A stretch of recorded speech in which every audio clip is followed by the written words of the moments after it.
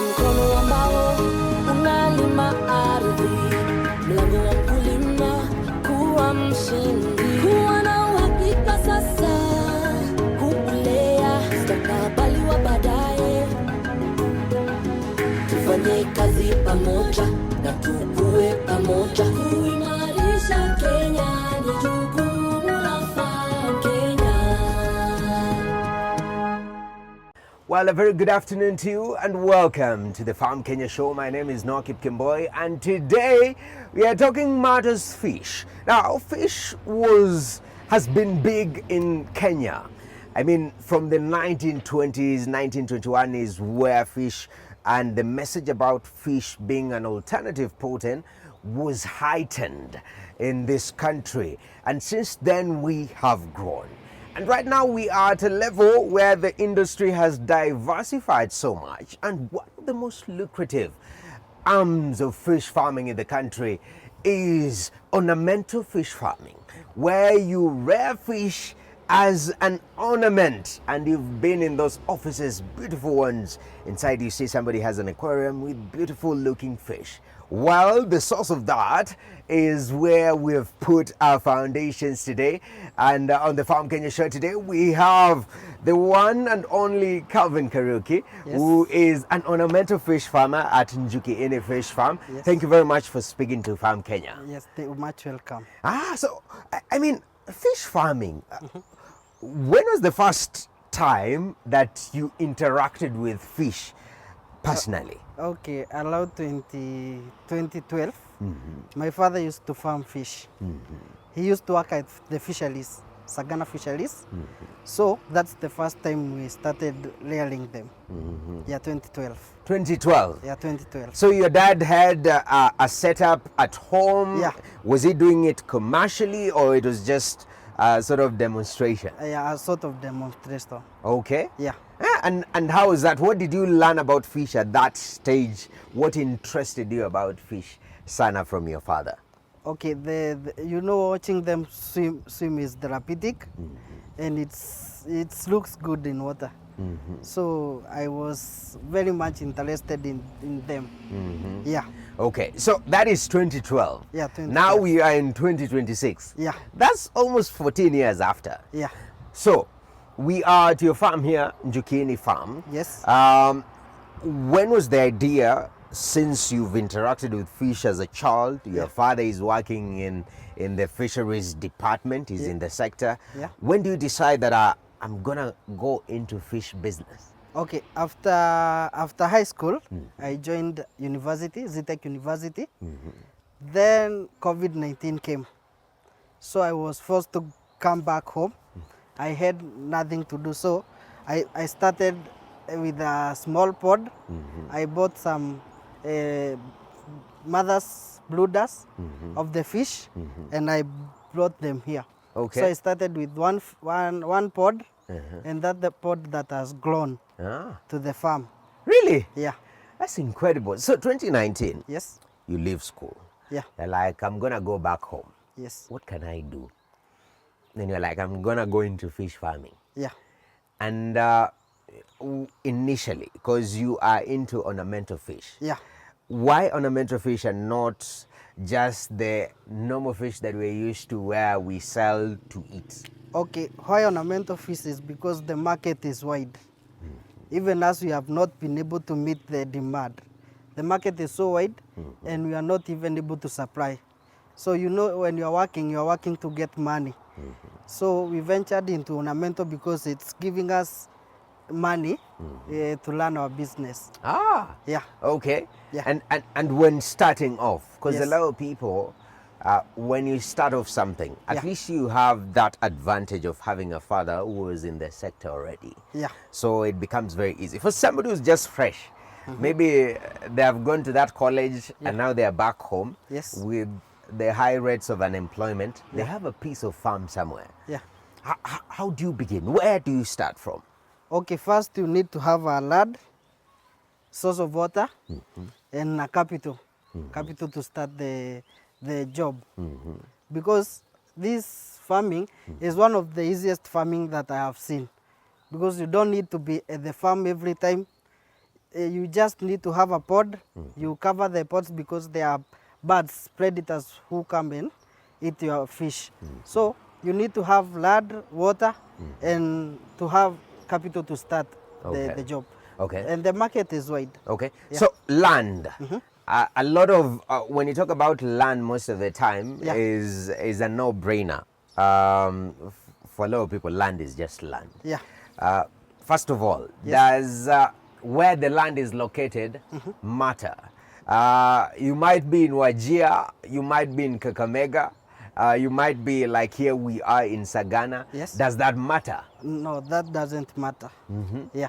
So temperatures of the place, the environment itself. Yeah, it doesn't matter. Though the temperatures, in some areas where it's hot, fish tend to grow very fast compared to where it's colder.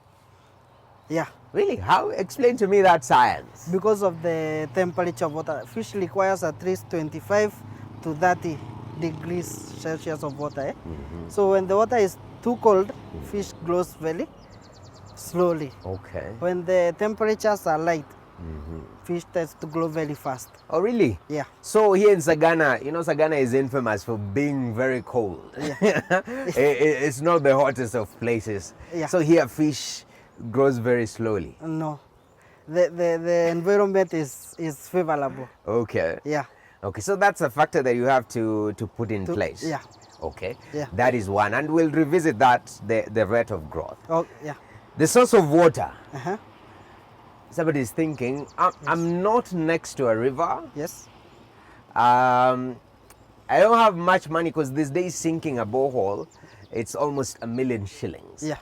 So either I get my local people, Yeah. we do a kisima or something of the sort. Yeah. Talk to me about options that people can explore to source for water that will be sufficient to start fish farming and ornamental fish farming. Okay, one, if you are near a river, that is one source of water, very good.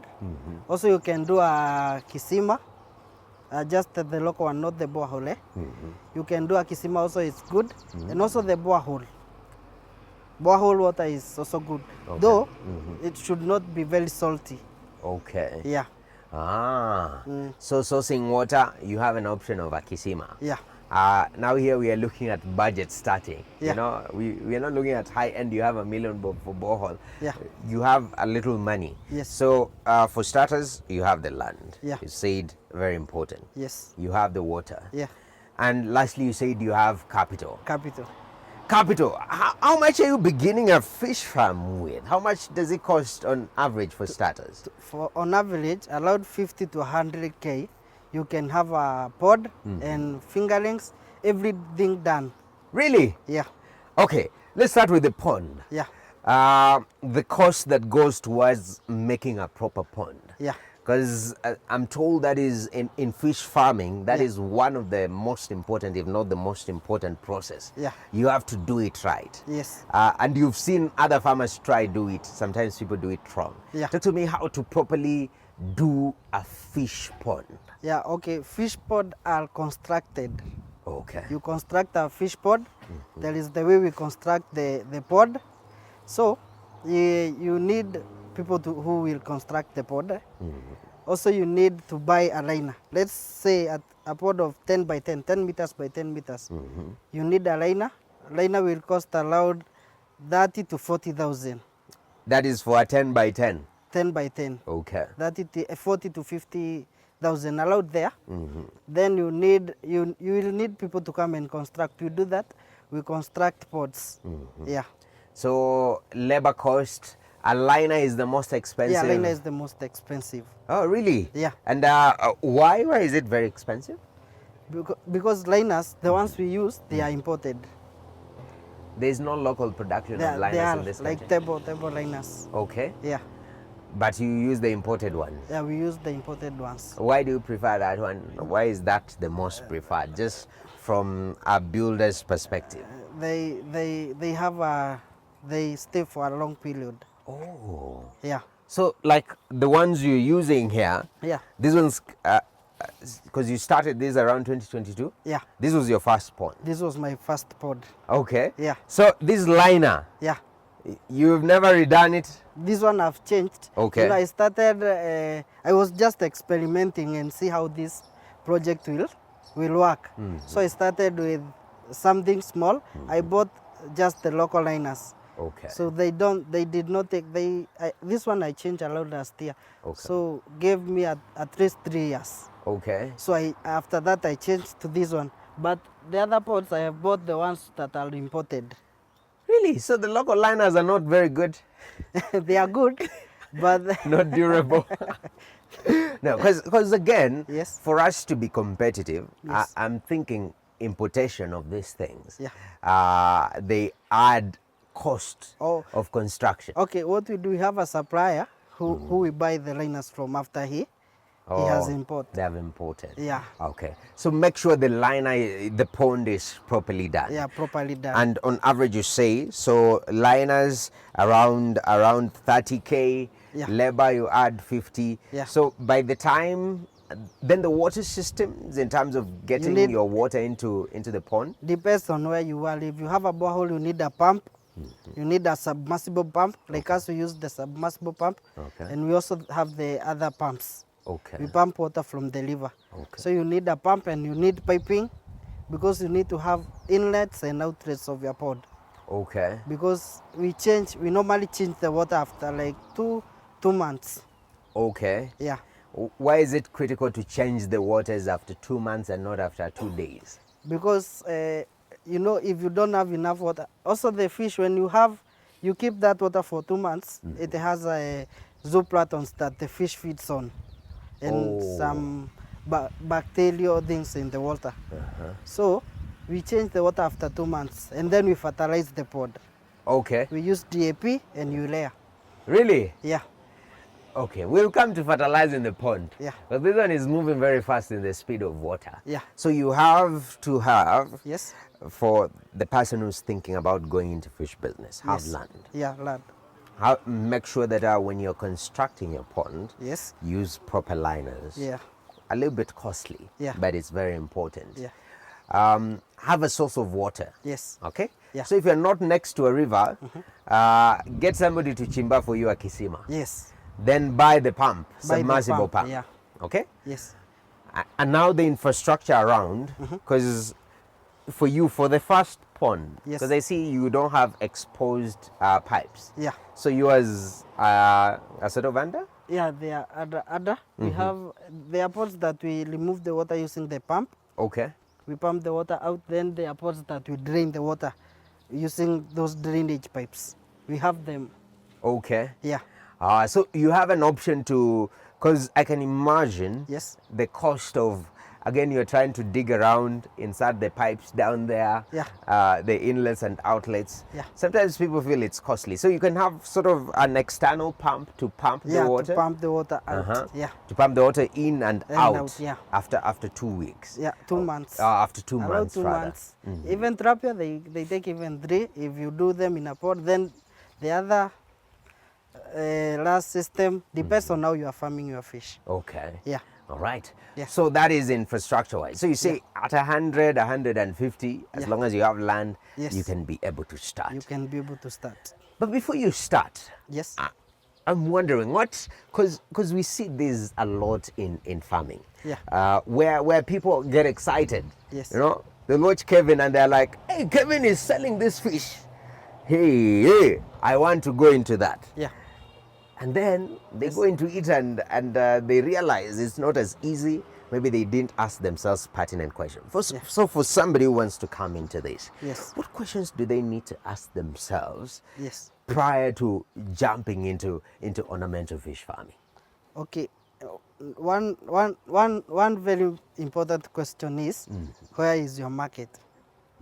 Because you can't keep something that you don't know where you will sell. So you must know the market where you will be selling your fish. Because I've seen farmers who have started farming, then they are calling you, we have fish and we don't have the market. Can you help us? You see? So number 1 is the market. Number 2, the location.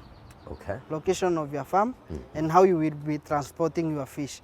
Because handling them is very important. Okay. Yeah. handling your fish.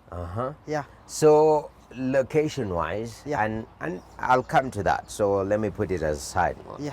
But I want to talk about the market for Yeah. you when you began. Yes.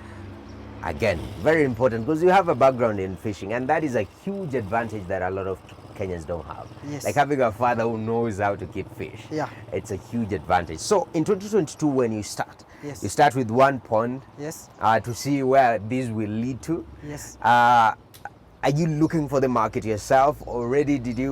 How did you go about finding market? Okay. Number one, I went to online Gigi.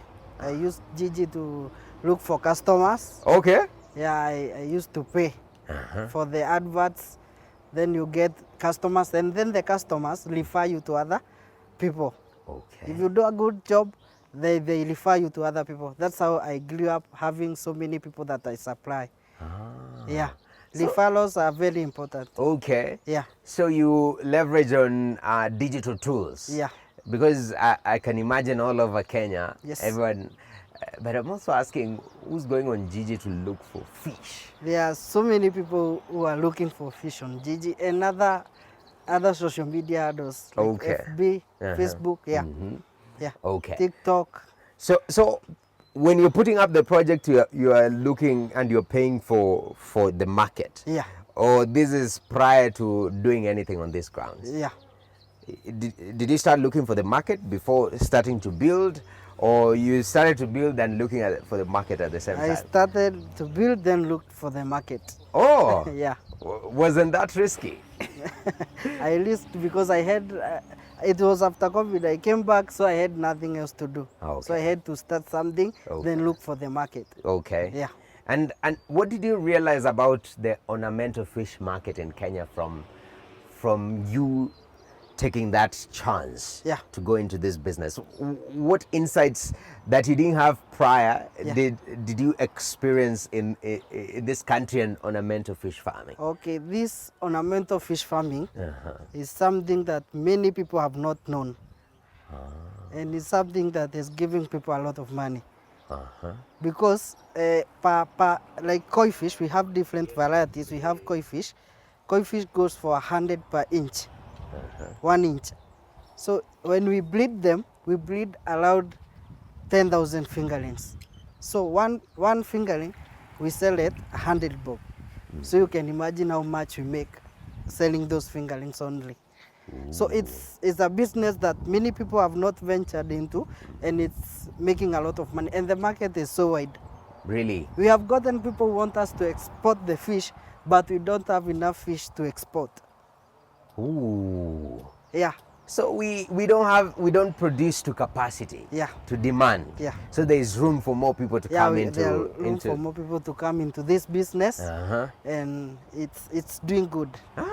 Yeah. That's interesting. Already that's what you've sold people in like per inch. Yeah. 100 to 150. Yeah. Shilling. Somebody is now starting to calculate Yes. their maths, but we'll come into the maths themselves. Yeah. So there is that element of finding market. Yes. That is the first thing. Yes. Prior also to coming Yes. into the business, Yeah. apart from finding market, Yeah. you really have to be equipped to take care. Because sometimes to take care of the fish Yes. and to make sure that they are not dying. Yes. All right. Yeah. And that's something that we see a lot also when people come or become excited into a particular venture. Yeah. You remember the time of coil eggs? Yes. Some people are buying 10,000 birds. They have never kept a bird in their life. Yeah. And they end up either losing to diseases and whatnot. Yeah. So what information, especially somebody who's never done fishing before, Yeah. what information do they need to have Yes. to take good care of the fish to a size that can go to market? Okay, you need to undergo a training at least 2 to 3 weeks. Even if it's online, we train you on how to handle fish, how to change the water, what is necessary, how to fertilize your pots. You need to have the information before you start farming. Because if you farm and you don't have the information, your fish will end up dying. Ooh. Yeah. Do you see a lot of that? Yeah, we have farmers who buy them and they call you, my fish, I did this and this, and they are now dying. Yeah, we experience people who start buying them, and then they start dying. Ah. Yeah. And what mistakes do they make that can lead to fish dying? Okay, handling them. If you keep, when you are cleaning the pot, you remove the fish, you keep them in a bucket, then they start gasping for air. Yeah, zinatoa mdomo like this, they are gasping for air. So those fish end up dying, even if you take them back to the pod, because they don't. When they were gasping for air, they used a lot of energy. So they end up dying. You find farmer who have lost so many fish. Also there are people who, unajua hawa watu wanaloga maji, kuna vitu huwa zinatumikanga wanaweka kwa mto, such stuff, then the farmers pump the water to the fish, then hawajui. So ati kuna watu wanaroga maji? Maji inarogwa? Wanaweka sijui kama huku kuna majani huwa watu wanachukua when the water is down, mto zimekauka, so they take those leaves, they put in the rivers, so samaki zinaanza kufloat. It's easier to collect. Yeah, people who do that. Okay. So if you don't know, you pump the water to your pods, your fish will also start dying. Ooh. You know, now I remember growing up in the village, there used to be that, especially with catfish. Yeah. You go put some of those leaves, and all of a sudden they start floating, and yours is just to collect. Yeah, to collect them. That one kills fish. Yeah. Okay, me, I thought it just sort of makes them a little bit drowsy for a minute or two. No, you know they won't be nini. They won't be breathing. Yeah. Okay. Yes. I see that. So for you and the way they farm is because you are sourcing from the river. Yes. How do you ensure that such things do not happen on your farm? We pump the water when mostly at night, when people mostly pump the water at night. So the risk is so low. Oh. Yeah. Okay.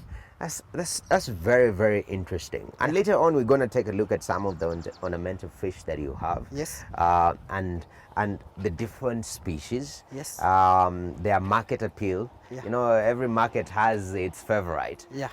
And even the growing sector to it. Yeah. But as we wrap up this first part, Yes. I'm thinking, so if you don't take care of your fish, because that one of putting fish in the bucket without water seems like a very basic mistake. These mistakes farmers make. Yeah. What other mistakes do they make?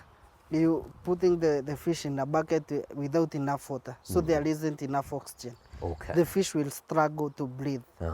So the fish will end up dying even if you take it back to the pod. Okay. Yeah. And which other mistakes do they make other than that one? Okay. Which, Okay. Also, when fertilizing, you use a lot of those fertilizers. When you use a lot of fertilizer, also your fish will end up dying. Why? Because it will affect the water. Oh, really? Yeah. Okay. You need to calculate the size of your pod when you are fertilizing the pod. Okay. Yeah. Ooh. Also, not cleaning the pod. Ammonia rises and oxygen goes down. Yeah. So how often are you supposed to be cleaning your pond? At least 2 months. Yeah. After every other 2 months? Yeah, you clean the So the that pods. means, does that mean draining the... Yeah, you drain the water, you clean the pod, put clean water. Okay. Yeah. Wow. Yes. That's quite interesting. Yeah. We're going to take a short break. Yes. But when we come back now, we explore some of the fish that you have, ornamental fish. Okay. And we see how the market is and has been. Yes. And where also, I think, having done this for years, you can tell where this market is heading. Yeah. We'll explore that. Okay. Right now, we are in Sagana at the KTN farm, and we are a fish farm, and we are unveiling this sector called ornamental fish farming that you can consider getting into. We take a short break, still more to come. Keep it KTN, keep it Farm Kenya.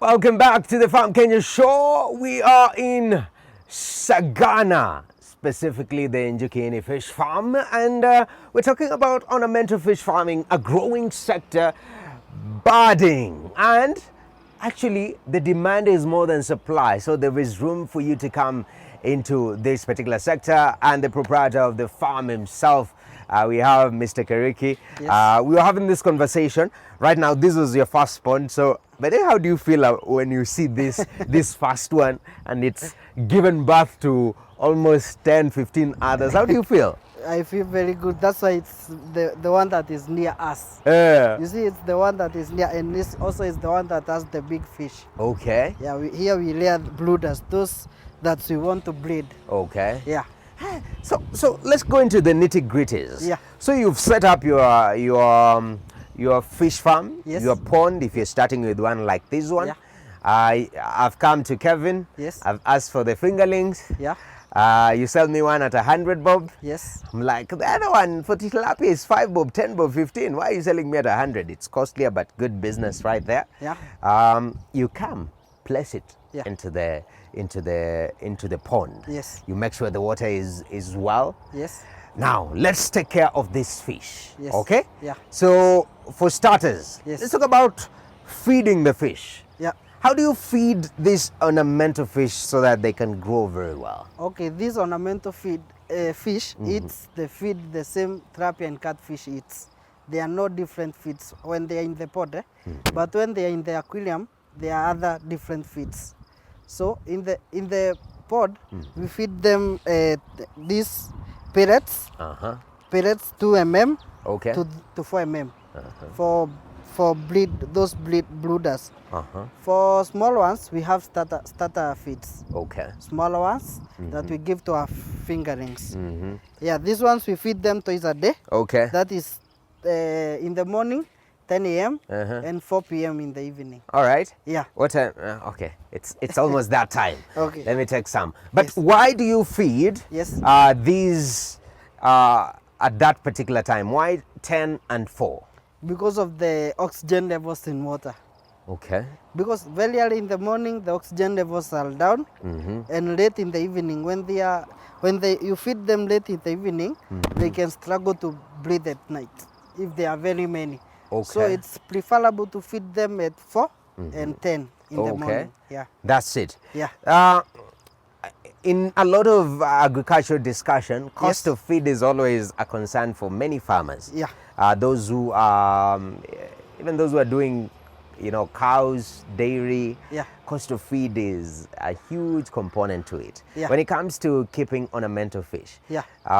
is that a factor that somebody has really to plan themselves well?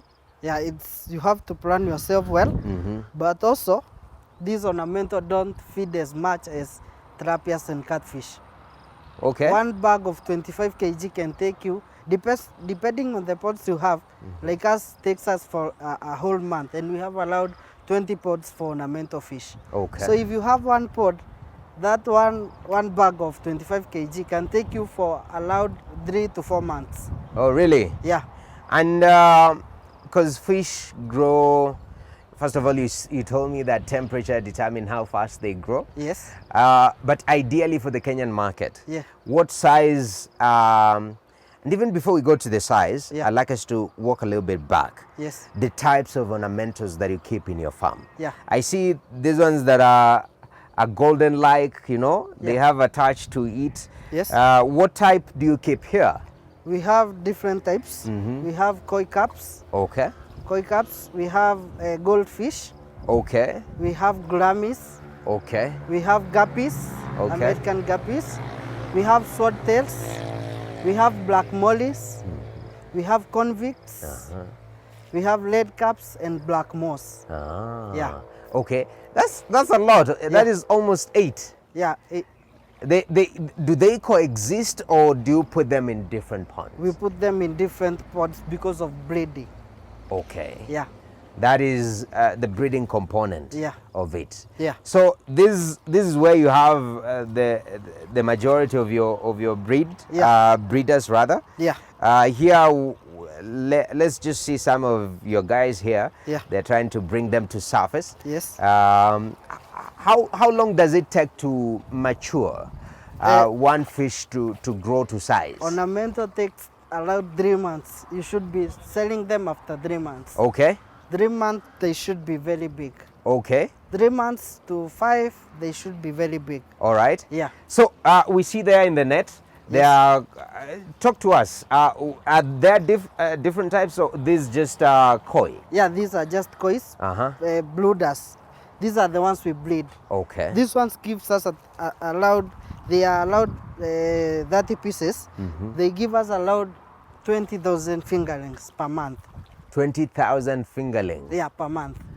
And how's the demand for fingerlings? The demand is very high because mostly we sell fingerlings to farmers. They go rear them, then we buy them and sell on their behalf. Okay. Yeah. So being a breeder, Yes. is a whole business in of itself. Yeah. That's quite interesting. Yeah.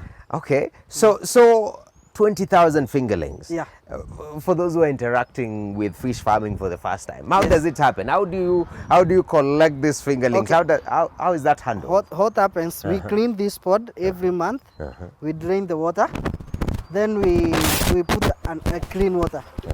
Change of temperatures makes the fish just lays eggs. Just changing the water, they will just lay eggs. And we have males and females. Yeah. Just changing the water, they lay eggs. Yeah. So it's after every 2 months when you're doing the cleanup, Yeah. bringing clean water in. Yeah. That's when you start breed. You breed. Yeah. And how do you collect the eggs? We have those kakabans.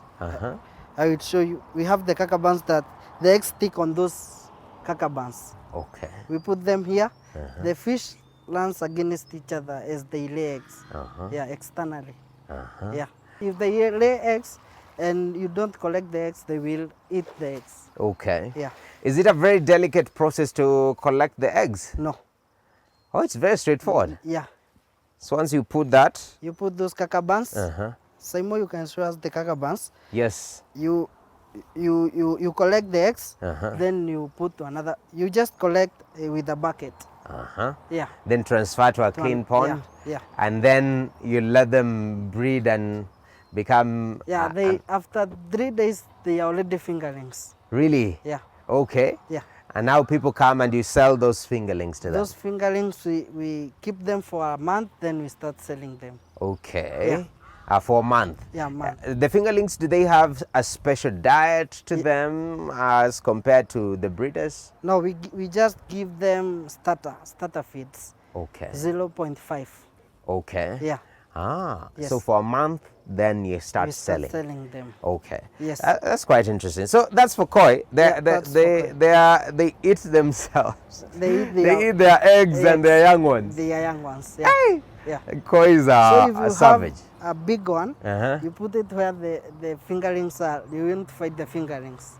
All of them will be eaten. Yeah. So in terms of, I'm thinking Yes. for the demand. Yes. And I'm glad These are okay. These are the kakabans. Okay. Yeah. So this one you just place randomly in the. We just put them in the pod. Then the fish lays eggs on them. Oh. The eggs stick on these kakabans. Yeah. Nice. Yeah. But it's after we have cleaned the pod. Yes, so it's very clear. Yeah. Okay. And how long does that take in terms of egg collection? 1 day. Just a single day. Yeah. A single day. Change of temperature makes them lay eggs overnight. So in the morning we collect the eggs, then we transfer them to another pod. Okay. Yeah. So you just carry this to a clean new pond. Yeah, without any other fish. Okay. Yeah. And so you let the kakabans sort of stay. Yeah, we let them stay there for at least 1 week. Yeah. Because I see here, Yes. these are very nice, tiny. Yeah, these are other breeds.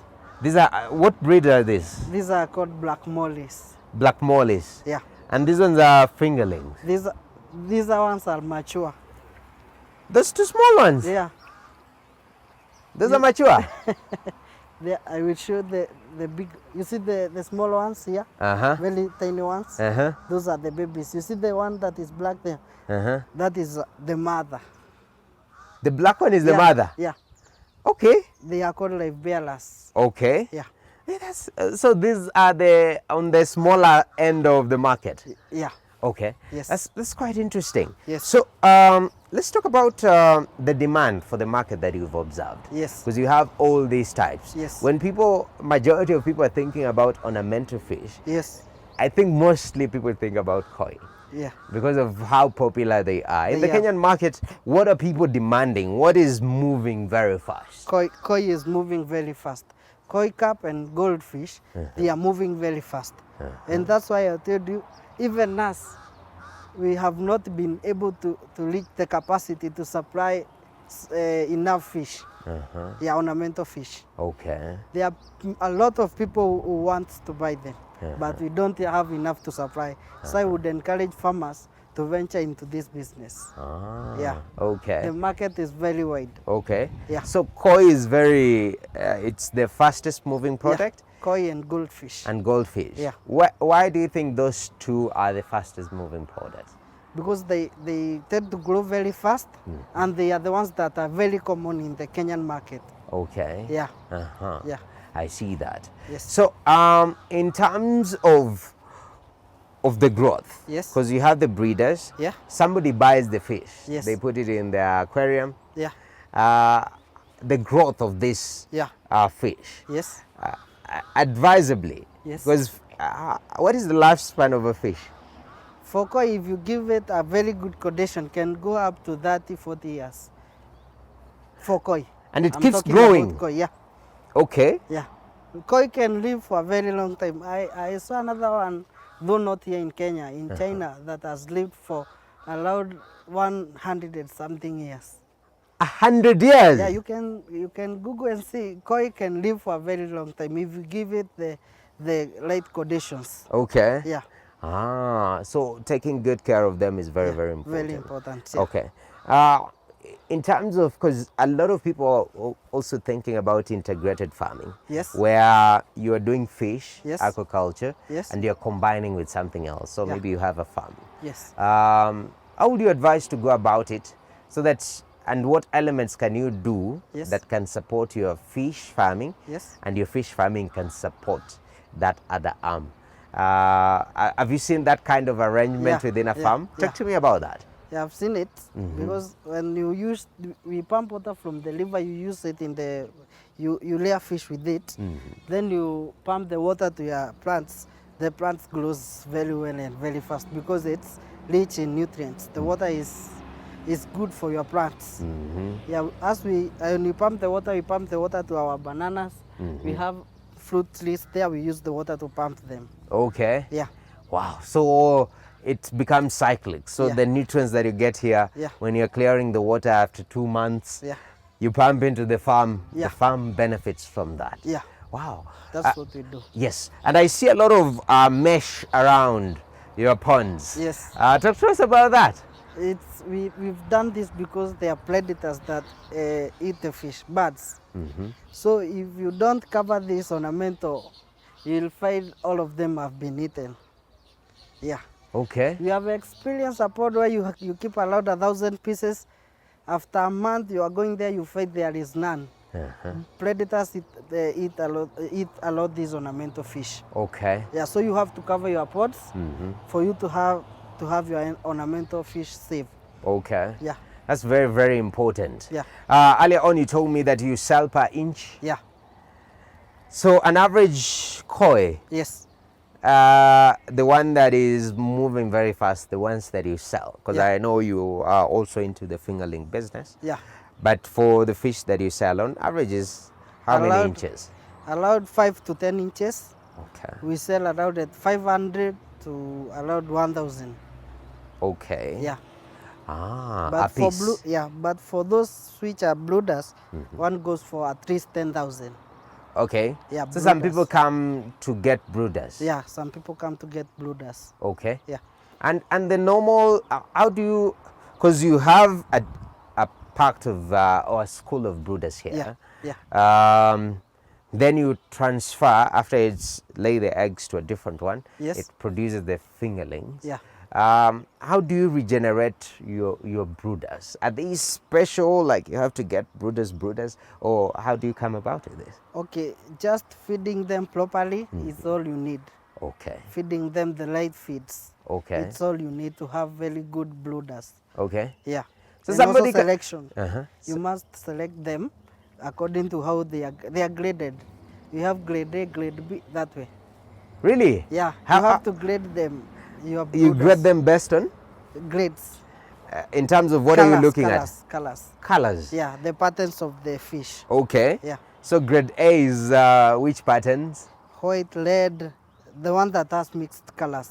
Ah. Yeah. So the more the colors, the more attractive Yeah, it the more is. they're attractive. Yeah. Okay. Yeah.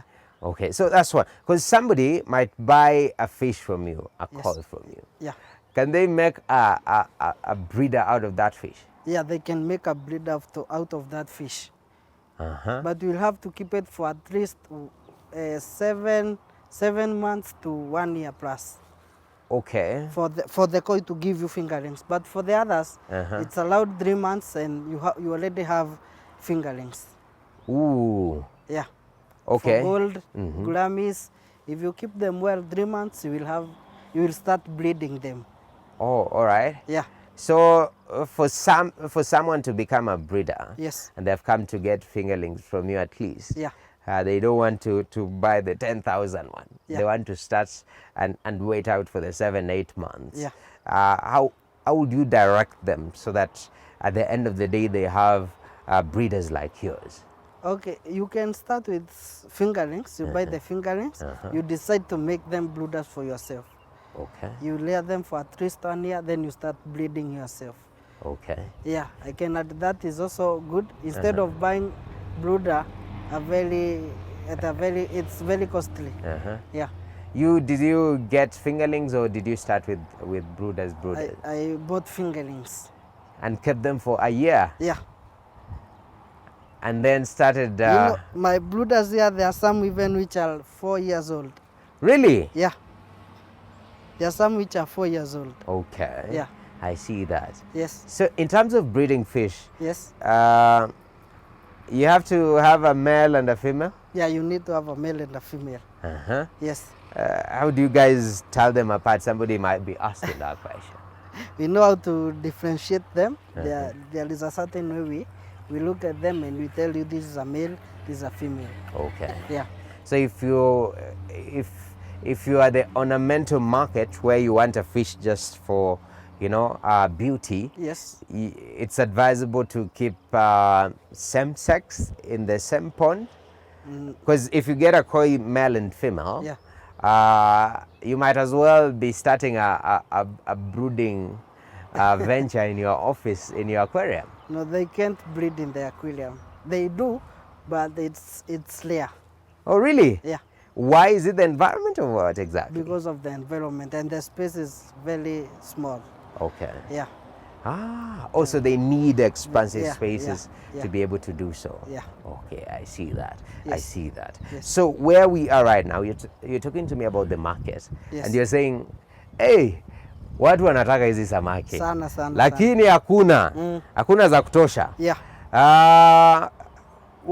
Are you seeing a lot of people come into fish farming? Are you seeing that curiosity? Like the way we were hanging out with you here, Yes. with a lot of young people here, they're Yeah. just like, hey, Mazee, me, I want to go into fish farming. Yes. Have you seen a lot of people take this up? There are people who are coming, but it's not that it should be.